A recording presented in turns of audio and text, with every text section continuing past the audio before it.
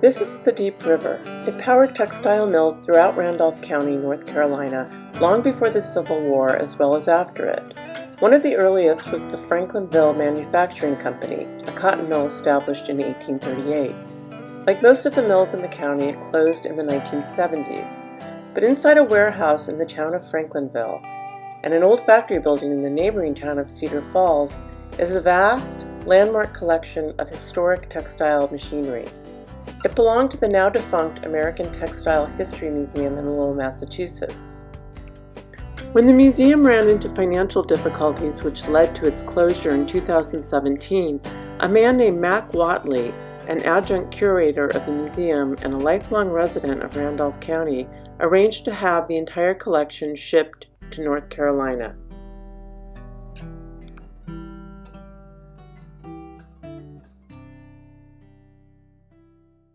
It's a spinning jenny. It's one of the very first pieces of textile equipment. It was invented by Mr. Hargraves in England in 1765. And so you turn this crank, and all these spindles, the yarn spins on it. It's made for wool. This is a wool spinning thing. You turn the crank, and it gradually spins. And unlike a spinning wheel is only spinning one of these at a time. But this one is spinning 9 at a time. This machine was made in 1792. This is a roving frame, R-O-V-I-N-G. Actually, in the South, people say roping because what it makes looks like a little piece of rope.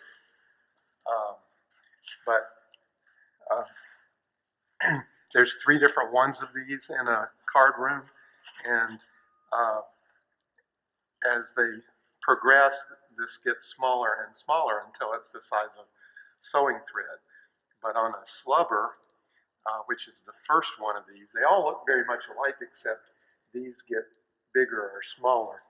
A slubber makes this, but it probably is 4 or 5 times the size of this, and then they take the bobbin off the slubber and they bring it to the intermediate, which is the next one, and then I take it off the intermediate and take it to the fine frame or the roving frame, and it keeps getting smaller and smaller until it's ready for the bobbin to go to a spinning frame. And the spinning frame is the one that will actually make the thread. You can tell it's very old because of the Gothic arches. Mason Machine Company. It's called spinning frames like this. This is the Gearian. Textile people call this a Mae West frame because of the 2 big gear covers. These are from France, but it was the first knitting machines.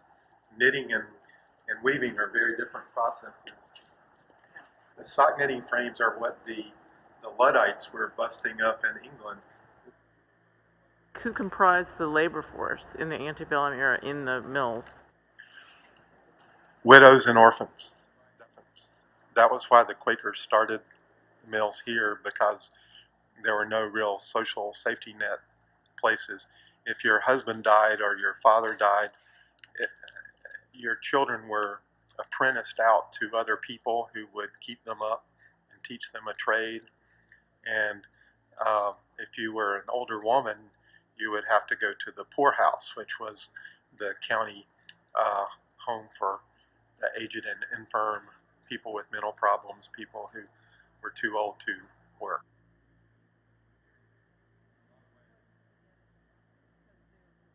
North Carolina has always had Quakers.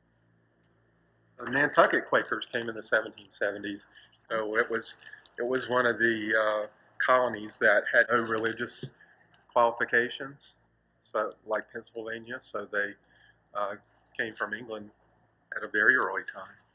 North Carolina's always had Quakers. This is a wool carding machine From 1840s, 50s. This is a sheet, and these little needles were stuck through the sheet, and the leather sheet was tacked onto the drum, the wooden drum.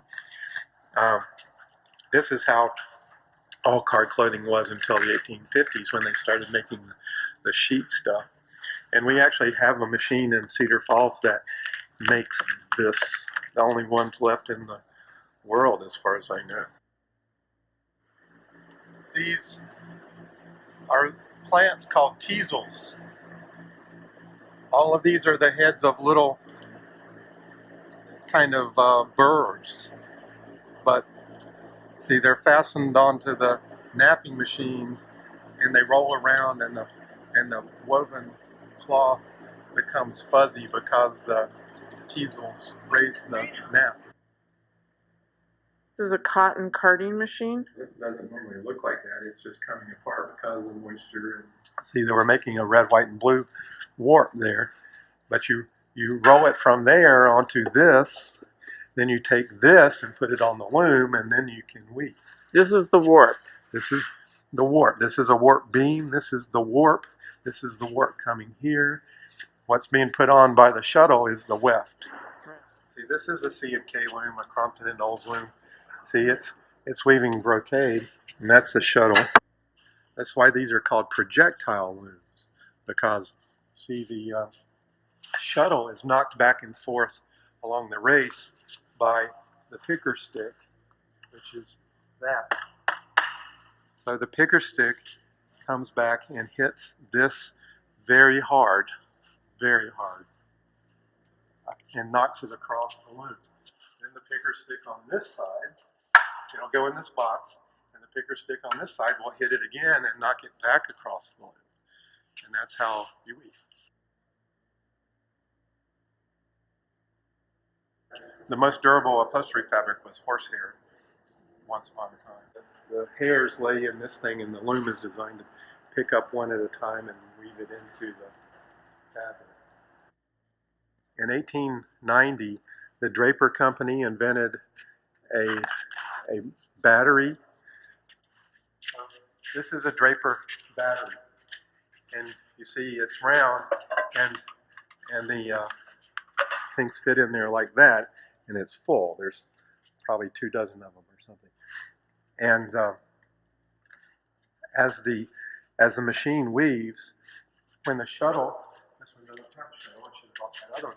But when the shuttle is empty, the yarn in the shuttle, it'll come back over here, and there's a little mechanism here called the frog that will feel it.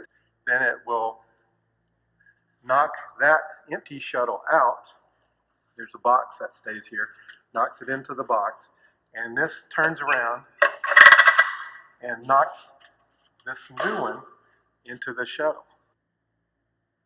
Keeps doing that automatically, just like that, all as long as you've got bobbins in the shuttle.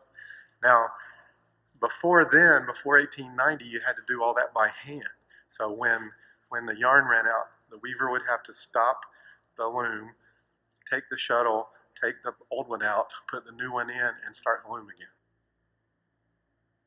The weaver's job. In 1890, Draper developed this, Mr. Northrop, the inventor, and that sort of took over the weaving market. And when this was invented, there were maybe 15 different companies making looms in America, mechanical looms. By 1920, there were only 4, and by 1940, there were only 2. And it's because this mechanism gradually put everybody else out of business except the C&K company. The C&K battery looked like this. So they just stacked all these up. Instead of putting them in the circular battery, they stacked them up like this, but it worked in a almost identical manner. When the feeler finger knew that the shuttle was empty, then it would knock the old one out, it would put the new one in, and start up again. In Cedar Falls, there's the Stafford loom, which the Stafford company developed yet another type of magazine that competed, and it changed the shuttles, not just the bobbins, but the whole shuttle. But this kind was useful because C&K looms were pattern looms, and they would make not just plain cloth, the same color cloth, but they would do plaids and stripes and things like that. This is a jacquard head. See, it's designed to go way up high, maybe 9-10 feet above the floor, and on a frame. And they can pull each one of these in a different way. See, every warp yarn, instead of being in a harness like this, instead of being in this wooden rack, every individual thread is pulled separately with this machine. See these little cribbage board kind of things? The pattern is set up with these little metal pegs. And so whenever it feels one of these little metal pegs, sort of like a player piano, it would change the way that it was weaving the pattern. But I was showing you the head of a jacquard loom. The jacquard looms, these cards were punched by 2 different kinds of machines that we have in the other room, just like a computer punch card. Cards were out of acetate, and they ran through here. Nowadays it would be all electronic. See, this is what you do when you don't have electronics to run everything. They're E-model looms that were probably made around 1910, 1915, and they're still running in 1977, but human lifespan. Yeah. Richard Brautigan's famous poem, All Watched Over by Machines of Loving Grace, imagined a technological utopia of the future. Here in Franklinville, Mac Watley watches over the machines of the past. When the American Textile History Museum was closing, the board members wanted to sell off these machines for scrap metal. Mac founded Randolph Heritage, a public non-profit organization that's attempting to raise money to build a permanent, secure storage facility for the collection. His long-term goal is to create a new museum of textile history here in North Carolina, the first and only one of its kind in the South, where these irreplaceable artifacts of the Industrial Revolution can be viewed and studied.